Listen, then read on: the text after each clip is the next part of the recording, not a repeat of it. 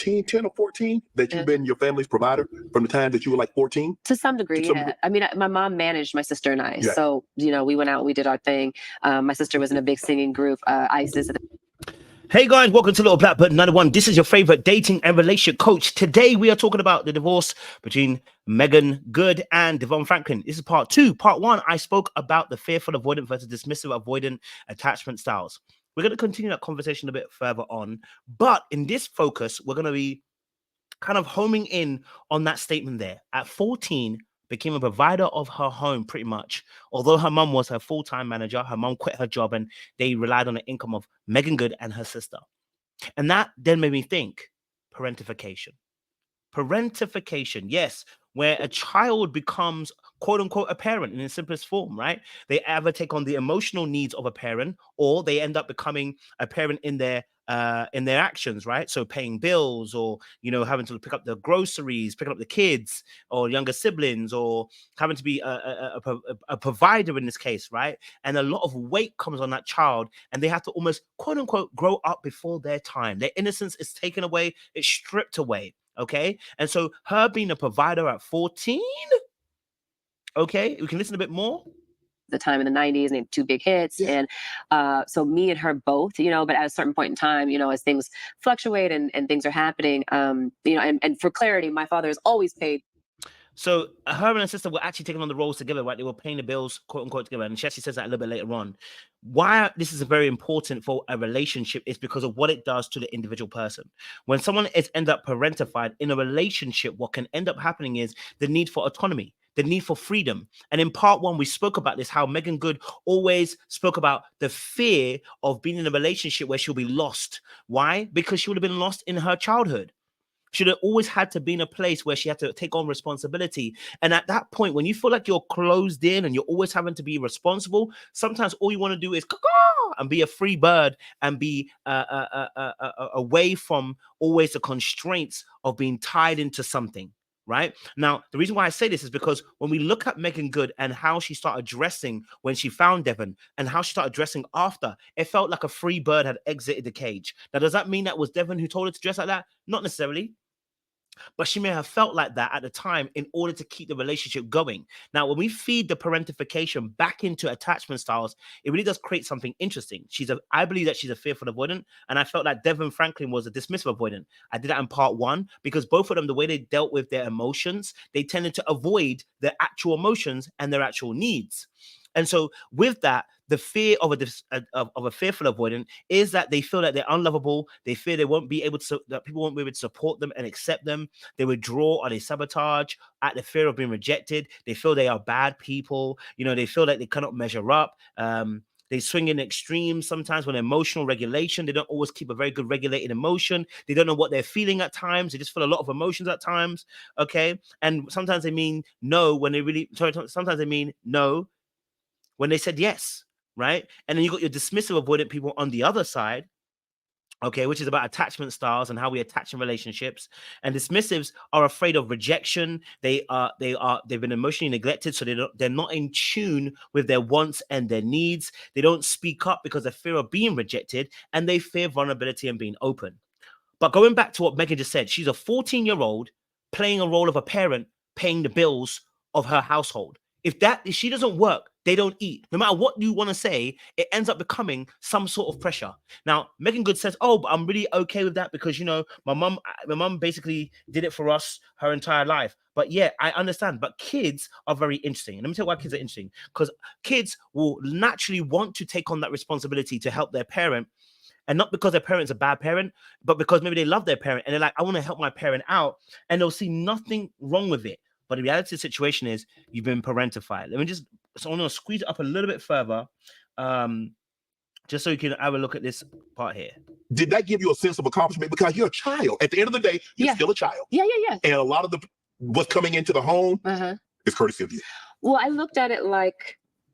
Now, if you notice how she even rubbed her ear as well at the same time, It's a problem. Not like a problem that she hates her mom. No. Just when he mentioned it in a way, you were a child. It's almost like, oh, I hear it. I don't want to out my mom kind of thing, right? Which I understand. But the reality of the situation is it grows you up much quicker than you actually need to be. You'll learn to be an adult much quicker. And then when you get into a relationship, where you can struggle is if somebody else you feel like is controlling you. Ooh, don't tell the fifth. Listen, fearful avoidance, while they are very, very submissive, and while fearful avoidance tend to yield to your yeses, or yield to your instructions and demands, quote unquote, when they finally had enough, when they get to that place where they don't want to do something, where they feel like their autonomy is being removed, right? When they feel like you're encroaching on their individuality, they're gonna have a problem. Which is why I that I was looking at the way like her dressing now was not how she was dressing when she was with Devon Franklin. Here's why: because fearful avoidance too like to fawn. What I mean by fawn is they tend to people please. Right. So when they first got with Devon Franklin, maybe in her head, she thought to herself, you know what? I'm gonna be cool. I'm gonna just be the woman of God that I need to be, right? Because I think that's what he wants from me. Because the problem with fearful avoidance is they mimic. They sometimes don't become authentic. That's their anxious side playing an issue. Right? Because fearful avoidance have both anxious and avoidant. And what ends up happening is the anxious side, because it craves to earn love, what it does is it puts aside its wants and needs and does whatever you need it to do. They'll become whoever you need them to become in order for them to retrieve the love from you. That can also mean the way that you dress will change. Right? Because I want to play this particular role. I want to play this holy woman. Now, that doesn't mean that she's not holy. I'm just saying that she may have overdone it a little bit as to what she really wanted to do. And as the relationship got to the end, because remember, she didn't want a divorce, she's like, well, I'm going to be me. Right? Now, I'm going to play a little clip of parentification and what it actually means. Dr. Kim, again, shout out to her. She's always on point with these videos. Hopefully you guys can see it. That parentification is about a parent putting you in kind of one or two or both roles. One is often called an instrumental role. It's basically a functional role where you do all of the housekeeping. Maybe you buy all the groceries, you make all the food. I'm not talking about chores. So it's like you are still in a childhood. You are still a child in some way. And yes, even teenagers are still in childhood. And you are above and beyond acting as a co-parent or a parent in the home. It's basically a parent's job while you're still a child. And the other side of that is the emotional part, the emotional parentification, which can be that you act as a partner to a parent. So you're their best friend, you're their therapist, you're their go-to person, but you're 9, right? Or you're 12, whatever it is. So emotionally, you act in the role of parent. And enmeshment is along those lines, but it doesn't necessarily have to go together, but it usually does, which is there's no real separation between the adult self and the child self emotionally and relationally. It's like it is the embodiment of my parent is my best friend. And you're, like I said, 7 or 8. The parent calls you their best friend. It's okay if you do, but they call you the best friend. And you're expected to help them, discuss their partner, their sadness, their job, their trauma, whatever it is. It's like you're on the inside from the time you're, a child your whole life. And then fawning is a trauma response where we learn to be less of a threat to the threat, like a parent, by being very pleasing, by being, kind of rotating around them. It's like we're literally fawning, we're pleasing and appeasing, as it's often also called, to keep ourselves safe, to keep the parent happy, to keep them regulated, to keep the light off ourselves. And we often neglect and don't even know what our own needs are because our whole life has been set up to rotate around. So fawning often goes hand in hand with parentification. So in a sense, what she's actually describing is very powerful, right? Because like I said, the fawning aspect is that you are playing a role, a character acting, because that's not actually who you really are or what you really need, right? You're doing that so that you can actually get the applause of the person who you're with. You want their validation and their reassurance. That's the anxious side of a fearful avoidant, but that's also parentification because she's been in a space where she has been paying the real bills from 14, right? She's been the man of the house since 14. A provider. And so what does that do in a relationship? Well, you may want to go the complete opposite way. Not saying that Devon didn't have his money to give her, because he definitely did. You may want to go the complete opposite way, right? Where you just want to not think of any, you don't think about any decision, anything. I don't see that with Meagan Good, right? But I also see the other side, which is that you can easily be triggered when you feel like someone's controlling you because you've always had a level of individuality. Now, you may want to be a wife. And remember, I remember I played a clip for you guys where it spoke about submission. And her issue with submission was not being lost once more again, where a lot of people, a lot of women, a lot of black women specifically, because I'm black, so we're going to talk about black women and no one else, right, have this issue. the struggle with submission is because they have been the man of their house for a very long time.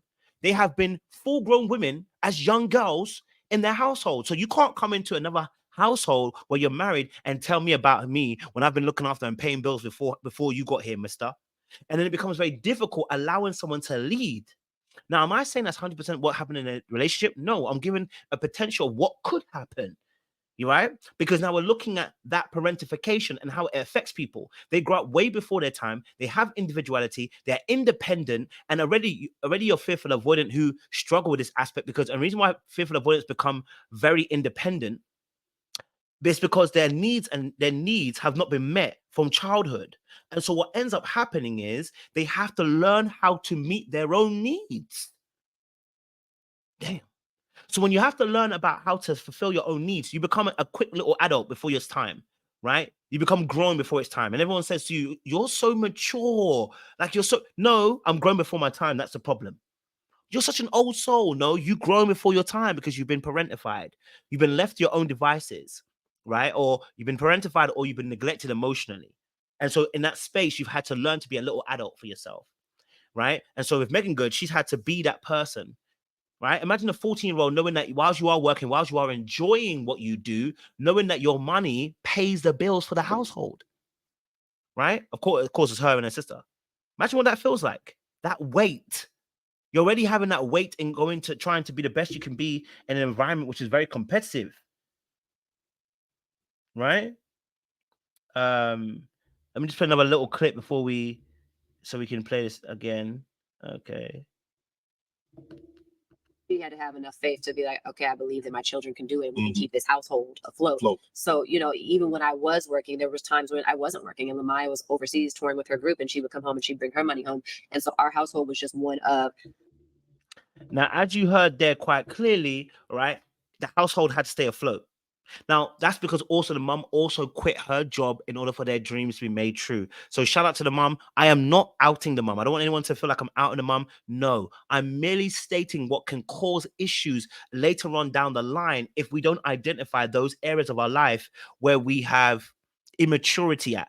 And because we may feel we're mature because we've been parentified, but actually you're actually immature because in that space, you don't know how to, you may not know how to, for instance, even myself, right? Being a firstborn as an African, if you're African, or you're Caribbean, how much responsibility gets put on your neck as a firstborn. Oftentimes you become the third parent. You've been parentified, right? Before it's time. Right. And so now your consistent responsibility and role, playing a role of having to look after your siblings in such a way where you miss out on the holidays and stuff like this, it can ruin you. And then you feel like you don't want to be responsible, or you always become a responsible person. And then that can be a problem too, because letting go of the reins, having fun, being able to be free, being able to know what your needs and your wants are. You don't have that because you don't know what it looks like because you've always played an adult. And adults oftentimes put their needs aside in order for their kids to thrive. Well, in a relationship, what can end up happening is you put your needs and wants aside in order for your partner to thrive because you're always in a role of acting.